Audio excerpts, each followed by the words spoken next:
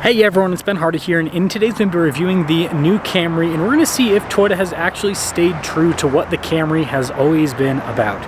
Before we get into this video, I'm going to give a huge shout out and thank you to the Larry Trailer Toyota here in Murray for giving me some time with this Camry. I'll include a link to their website in the description down below. Also include a link to my car buying guide. Let's get into it.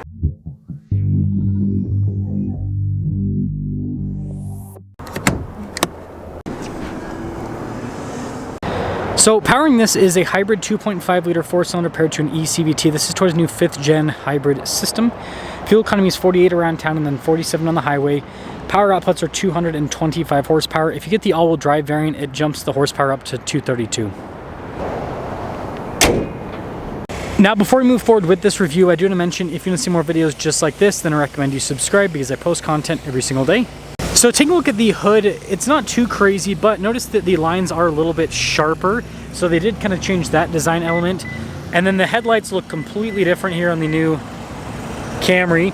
And then you can see the grille with the metallic gray. I think that actually looks really sharp. So overall, compared to the previous version of the Camry, I think this looks just as good. Not necessarily better, but just as good. Now our turn wheel setup is 235 by 45 by 18 in the front and over in the rear. And you can see here with the wheels, you've got the silver there on the top, maybe even could call it chrome, blacked out though on the center portion of the spoke. See the mirror caps, body painted, door handles, and then you do have some chrome trim around the windows. But we'll take a few steps back. There's your side profile. Now this leads us to the key fob. We have our lock and unlock function. You've got the opening here for the trunk, Camry logo there on the back. Taking a look at the trunk, it's practical as ever. There's tons of storage space. You've got the tabs to fold down the rear seats if you need even more storage as well. And then you can see we've got this nice carpeting here in the back too. And then when you're all done, just plop that down. Cool new taillight design there on the back. You can see all the badges here in the back as well. But yeah, there's the exterior. Now popping inside, you can see that we've got this nice kind of like soft touch trim down below with the stitching, and then that continues onto the seats. They are perforated. I like the stitching. It's kind of like a bronze. It reminds me of what I have in my Heritage Land Cruiser. Now stepping in, see legroom's decent. Got a little storage pocket here. We've got some vents here in the rear with some USB ports as well. And then headroom back here, because of the sunroof and because it's sloped a bit, it's limited. And this leads us up front. So again, you've got this soft touch here down below as well. You can see this cool kind of design across. All of our window controls here, mirror adjustments, and you can see with the memory seat function, blind spot monitoring with the mirrors. And then here's the front seat, perforated all down the center. You do have your power adjustments there. This is pretty cool. And then the dash is soft touch. And then down below you can see for the 360 camera, trunk release, gas cap release, and then steering wheel is manually adjustable.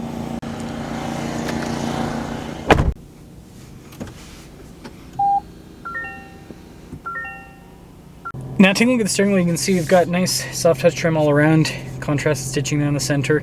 Bunch of practical controls here on the front, including our controls for the adaptive cruise control, your lane centering, volume voice command controls. It's got all of it. Traditional stocks here on the back, which I like, makes it user friendly. And then we've got this new digital gauge cluster. So this is in other Toyota models, but basically shows you different vehicle information. You've got different screen setups depending on what information you want to see with the Corolla. So I think that's nice too. Now this model does have a 360 camera system, and it does fill in underneath the vehicle as you go, so that's nice. Good resolution. And the infotainment system's quick to respond. We also have a little volume control there on the side. And then this one has dual zone climate, heated and ventilated seats. It's loaded up.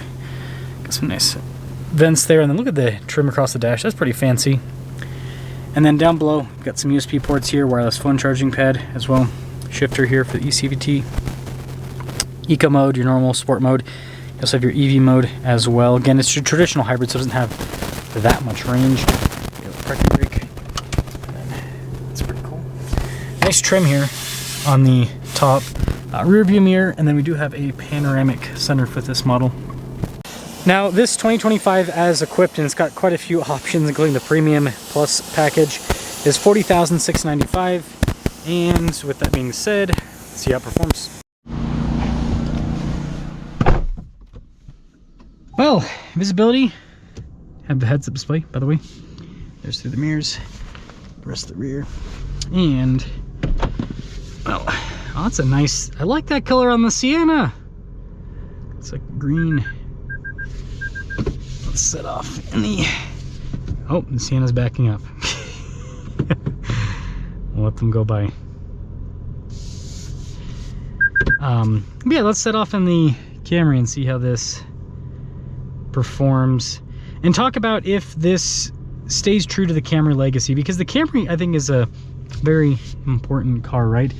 This is a car that's like the quintessential A to B car, I feel like.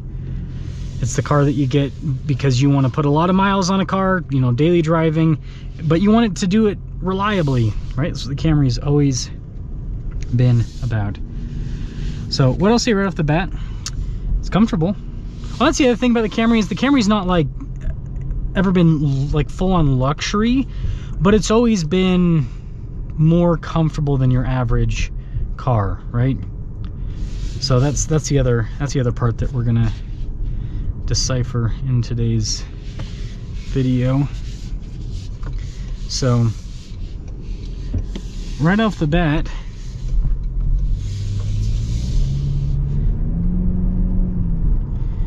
pretty decent power. Camry's never been about being a race car, except for the TRD, of course.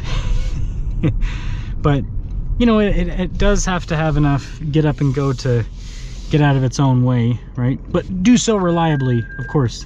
That's the important part. Man, I feel like I never get a break nowadays in Salt Lake in terms of traffic. Like I kept dealing with traffic when I was coming in the afternoon, and so now I decided to come in the morning and there's still traffic. It never ends. Terrific traffic. Yeah, it's got a good push right off the bat. Like, this genuinely feels solid. Now, it's not quite as peppy as the old V6. That is one thing that I'll knock this new Camry for, is it's not quite as exciting as the V6 Camry, but it does have good power. Yeah, that's super, like around town, great. Highway passing power is going to be a little bit lackluster because, again, 225 horsepower, that's not a lot. So horsepower is always the key factor when you're on the highway. But yeah, I mean, the new Camry, I've driven this new Camry quite a bit now because I've done several reviews on it, and I like it a lot. So let's tick all the boxes. Affordability, that's something else I forgot to mention. Is the new Camry affordable? Well, it depends on the packaging. So, and it also depends on what you consider reasonable in a car. So if you look at the older Camrys, like, you could get them with some luxury features, but the older cars didn't have nearly as many features. Like, they didn't have 360 camera, for example. Didn't have these big centers. So like, there's a lot of stuff this new Camry can get that the old ones didn't have as an option. So I would say that yes, the new Camry is still technically affordable because the average brand new car is almost 50 grand. And this loaded up is less than that, but you can also get a base model Camry starting in like the low 30s is what I've seen. So I would say it still ticks that box. In terms of the daily drivability, ride comfort, it still ticks that box as well.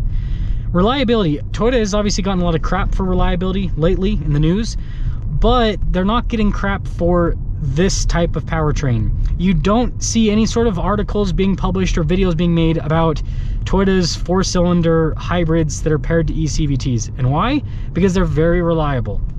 So it also ticks the reliability box. And the thing that I think that really benefits this new Camry over the older ones is the fuel efficiency, right? This gets almost 50 miles per gallon.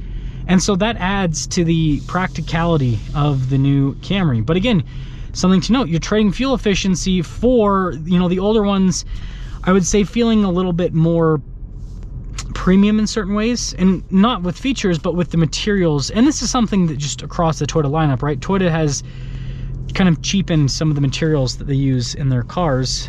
No big deal, but it is a thing. So let me know what you guys think about the new Camry, but I think that Toyota did a good job. And I think that it's great that Toyota offers multiple packages on the Camry so that people can get what they want. And I think that it is important to remember that you can still get a new Camry that's kind of like an old generation. You just have to get the more baseline Camry. You just have to be okay. And that's the thing, is a lot of people, they just, People have upsold themselves where they think they have to have certain things like wireless phone charging pad and 360 camera and heated and cooled seats and all that. And it's like, a lot of cars didn't have that 20 years ago. There's a lot of modern cars that don't have that, but hopefully you guys get what I'm saying. Let me know your thoughts.